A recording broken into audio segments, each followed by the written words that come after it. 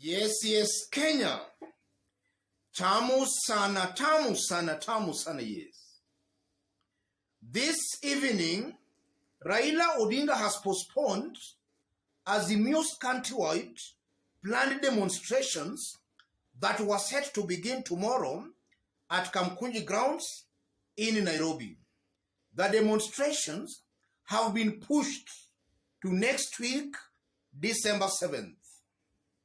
Raila calls off planned countrywide demos, opposing 4 IBC commissioners' Oster process citing ongoing exams, says planned demos to resume on December 7th. So the main reason Azimio is giving out for the postponement of the demos is because of the ongoing primary exams. We all know that Standard 8 pupils are having their KCPE exams. Grade 6 pupils are also having their national exams.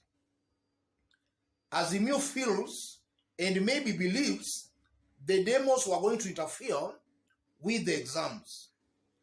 And as much as Raila's team has postponed the demos, Moses Kuria has tweeted something about the Kamkunji demonstrations.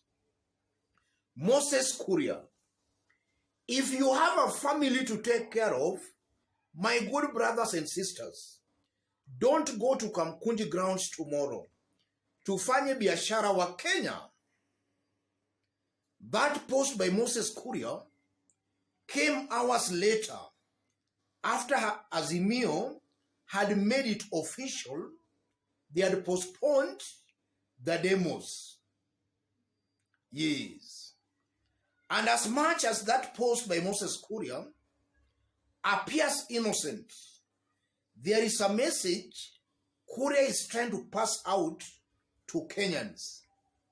In this video, I want us to dissect this post by Moses Kuria to see the exact message he is trying to pass out to Kenyans, and what the Azimio's planned countrywide demonstrations means and portends for Kenyans, and more so these so-called hustlers that Moses Kuria is telling wafanye biashara. If you are watching us for the very first time, subscribe, give this video a like. From that post by Moses Kuria, Kuria is trying to scare away Kenyans from participating or attending the planned countrywide demonstrations. And the reason is simple.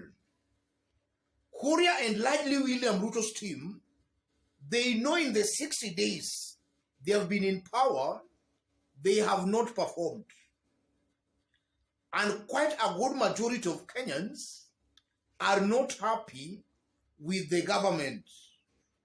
So just a spark, like a demonstration, can lead to a serious revolt against the government. And the planned demonstrations are offering Kenyans that opportunity to rebel against a government that is not performing. The demonstrations presents a very uncertain future for William Ruto and his government. That's what Moses Kuria fears. We have also seen in some other countries, it starts small, but it ends with the overthrowing of the government.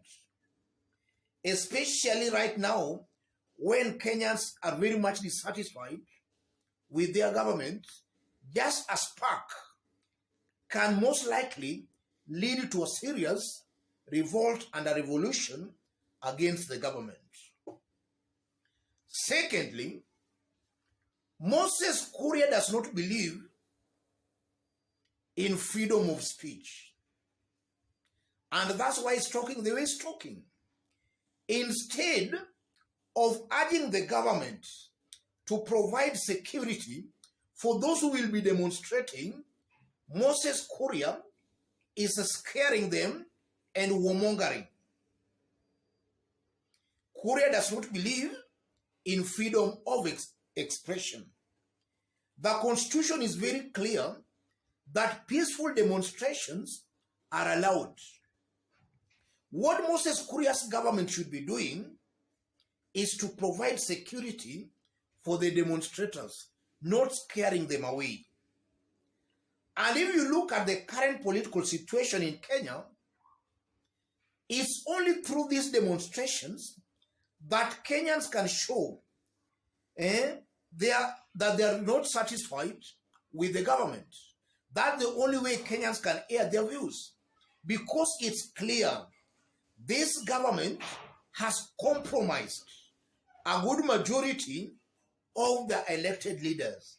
Elected leaders are silent, scared, and very quiet. They are not coming out to actually tell the government where the government is going wrong. It's only through these demonstrations that Kenyans can air their grievances with the government. Moses Kuria does not believe in that. And also by Moses Kuria saying, tufanye biashara. Why is he now talking of biashara now that some demonstrations have been planned? For the 60 days they have been in power, he has not been talking about tufanye biashara. Why only now that now demonstrations against the government are planned? Kuria is just trying to be smart here, to play politics of deceit and falsehood. Which biashara will he do with Kenyans? Which biashara now? Yes. I'm seeing a Moses Kuria who is just trying to be politically smart, to paint the government as development conscious, while the other side are it's just empty rhetorics. That's what Moses Kuria is also trying to pass out. And now what are those, rather, what do those demonstrations portend and means to Kenyans? Yeah. What are the benefits of maybe the planned Azimio demonstrations? If you look at what is currently happening in Kenya, it's a fact that William Ruto's government is not bothered with the ordinary mama mboga. Things are coming from bad to worse to worst. And William Ruto is doing that deliberately because he thinks and believes that Raila Odinga has surrendered the fight. And you know, in Kenyan politics without Raila Odinga, if you look at this current crop of leaders, there is no leader currently who can be brave enough to challenge any government. In the absence of Raila Odinga, there can be that kind of a vacuum. And it might take time for a brave leader to actually fill in the shoes of Raila Odinga. William Ruto and his team, they think Raila Odinga has surrendered. That's why they are not bothered to deliver. So by Raila's team calling for the demonstrations, William Ruto's government can be scared to a point they can now start delivering. And should they start delivering, the so-called Mama Boga Boda Boda will benefit as a result of that. The business Moses Kuria is saying to Fanye Biashara, these hustlers, the moment the government starts delivering, then that Biashara, these hustlers will do that Biashara. Because the government can be scared to start delivering. Without the government being scared, then they'll not care about the common good of Mama Mboga or Boda Boda. So from where I sit, the demonstrations are very helpful and beneficial to Mama Mboga.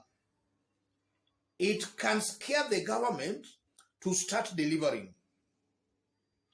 And it can also lead to the government being accountable, because they know that should they go the wrong way, then there are people looking at them.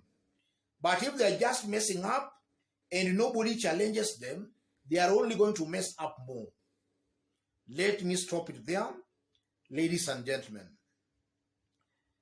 If you want to support our channel, as always, I've pinned my number on the comment section. Contact me through the number. Let's meet in our next analysis.